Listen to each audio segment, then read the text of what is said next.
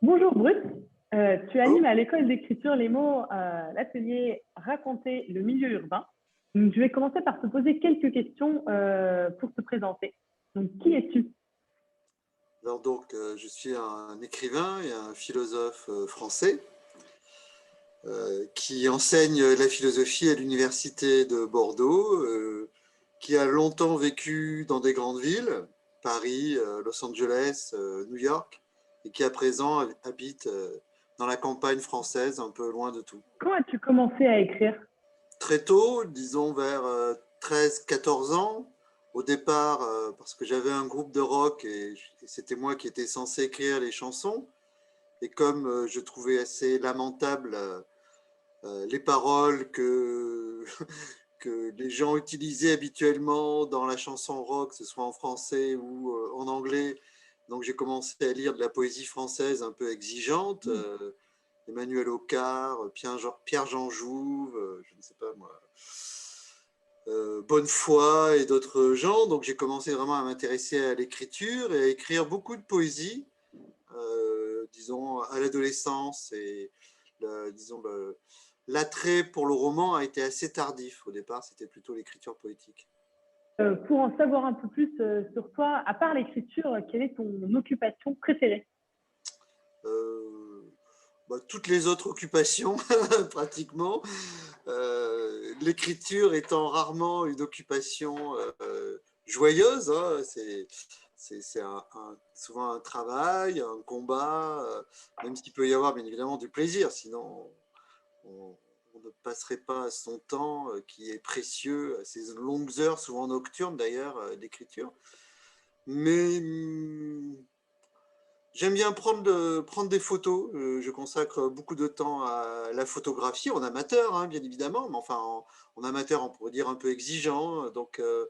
Et d'ailleurs, même dans mon travail d'écriture, puisqu'on va parler de l'atelier sur le milieu urbain, très souvent, l'écriture urbaine est d'abord associée à des photographies que j'ai faites. Donc souvent, voilà, disons, une des occupations non liées au fond au travail d'écrivain ou même de philosophe, parce que c'est aussi un travail d'écriture.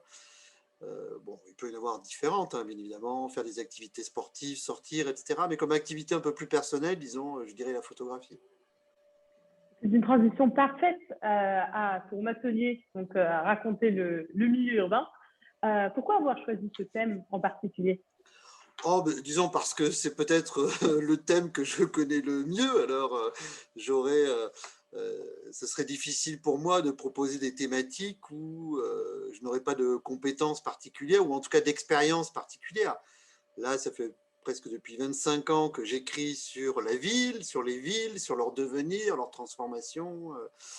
Là, il y a une semaine, j'ai encore fini un texte sur Dubaï et l'Expo universelle. Donc c'est presque une activité quasi hebdomadaire que de réfléchir sur les villes et d'écrire sur les villes.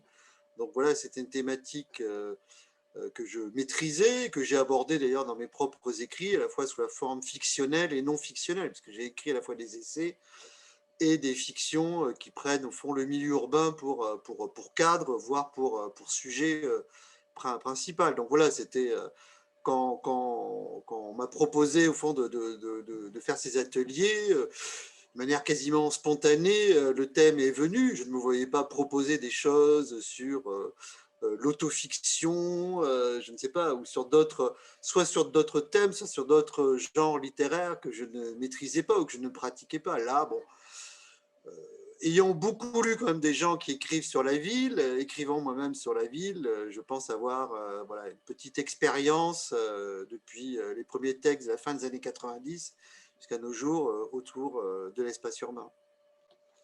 Merci, donc c'est très clair. Et donc maintenant, pour passer un peu au contenu de l'atelier, comment se présentera l'atelier?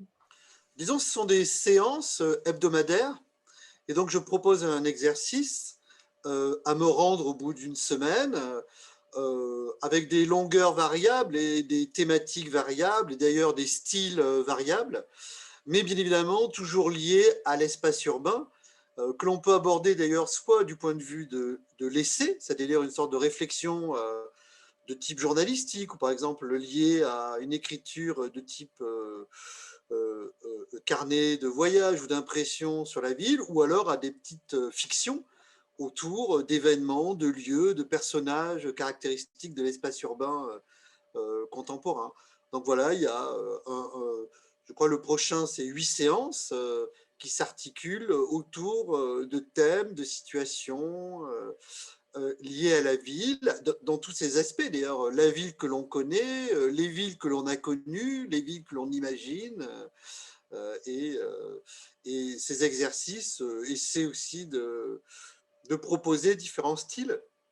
Le poème en prose, l'écriture journalistique, la fiction de genre, par exemple le fantastique ou la science-fiction. Donc voilà, d'aborder la ville de différents points de vue. D'ailleurs, dans la monadologie, Leibniz disait au fond, le monde est comme une ville vue d'un millier de points de vue, et la ville n'a jamais un seul point de vue. La ville, elle existe par son hétérogénéité, par sa multiplicité, par cette vitesse, et donc multiplier les points de vue est presque une forme nécessaire pour appréhender cet objet sans cesse en devenir qu'est la ville.